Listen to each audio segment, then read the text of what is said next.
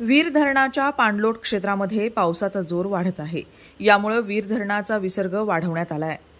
वीर धरणामधून 13,911 cusec पाण्याचा विसर्ग सुरू होता, तो आता वाढवून 23,185 क्युसेक करण्यात आला आहे।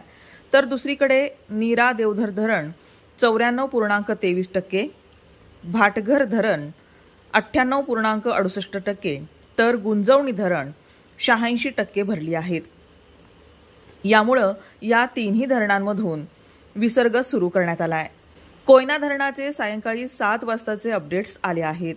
यात कोयना धरणात किती क्युसेकने आवक सुरू आहे, तसेच किती विसर्ग सोडला जात आहे हे आपण या व्हिडिओच्या माध्यमातून पाहूयात।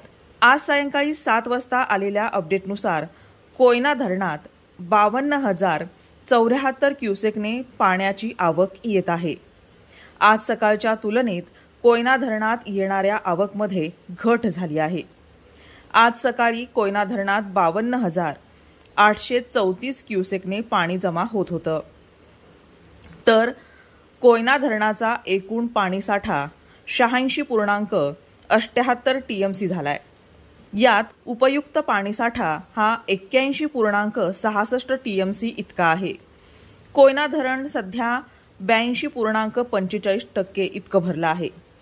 तर कोयना धरणातून सध्या 52,100 क्युसेकने पाणी सोडण्यात येत आहे।